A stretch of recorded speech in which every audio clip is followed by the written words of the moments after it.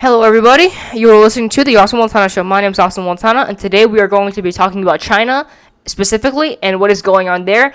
This news article was posted about 3 hours ago as the time that I'm uploading this video. The title for today's video is "The Pressure in China is Real." The article that I'm using is by CNN. It is written by Laura He and CNN Business. And today we're going to be talking about is inflation and its food and like what is going on in China, because right now the situation is really, really bad. So let's begin. A scorching heat wave in China has forced a major manufacturing region to appeal in businesses and households to use less power, while fear of crop failure is sending pork prices soaring. Dozens of cities have been experiencing record high temperatures at a time where the economy is still trying to recover from bruising COVID-related lockdowns. The heat wave also comes as consumer inflation hits a 23-month high, mainly driven by rising food prices. As many as 84 cities across the country on Wednesday issued their highest level and red alert warnings, which means temperatures are expected to reach over 40 degrees Celsius, 104 degrees Fahrenheit, in the coming 24 hours, according to the National Meteorological Administration. Shanghai reported 40 degrees Celsius this Sunday for the first time this year. This year, 40 degrees Celsius is really, really hot, especially in China. Now, in the U.S., for example, there's Florida, the South Carolina, and on the East Coast.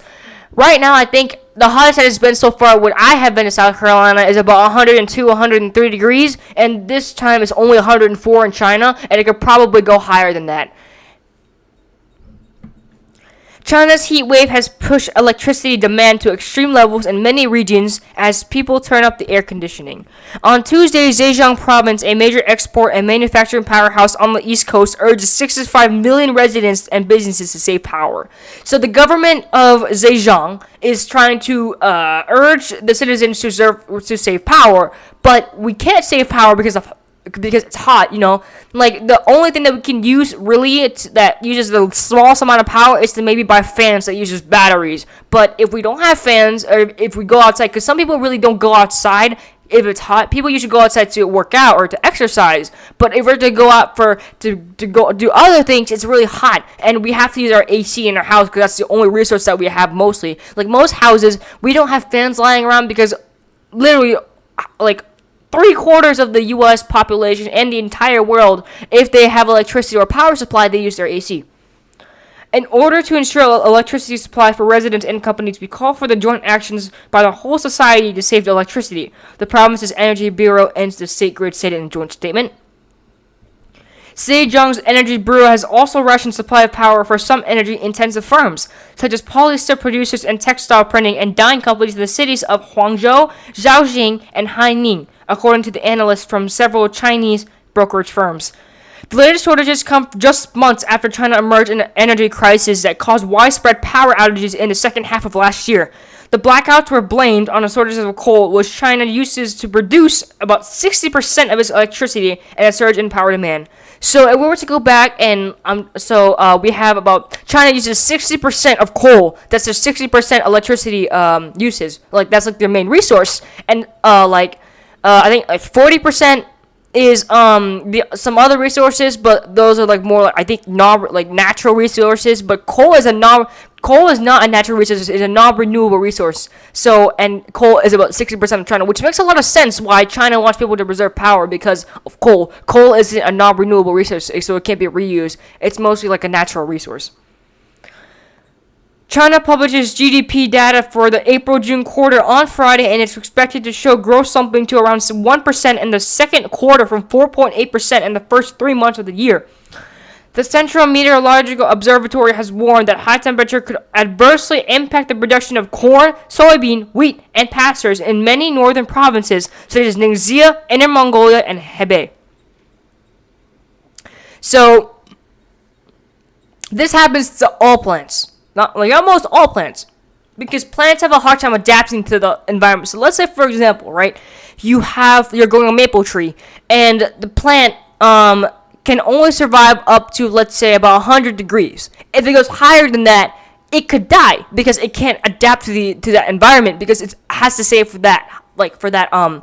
for that amount of temperature. But if we probably keep it for longer and it doesn't die, like for example, some plants can go up higher than that. It depends on the plant that it can adapt to those temperatures. But in this instance, we have corn, soybean, wheat, and pastures in China, and they are dying, and they're not really growing as they used to be because of the temperature. Rising food prices in both domestic and global markets have started impacting the feed industry and pig farming in recent weeks. Now here we go, inflation rising. Earlier this month, a number of major feed producers, including New Hope Group, warned clients that they would increase prices of pig, poultry, and fish feeds because of the rising cost of soybean meal, corn, and wheat. Most of the prices hike kicked in last week. So the thing is, as I've said it in that last paragraph, China is running out of food and resources to find pig and meats and stuff like that. So they have to raise the prices because they're running out. Same thing as the U.S. The U.S. is running out of gas because of the Russian and Ukraine war, which is why we need to raise the prices on the gas. Pork, the staple meat in China, has been particularly badly affected as soybean and the corn are the main ingredients used in the pig industry.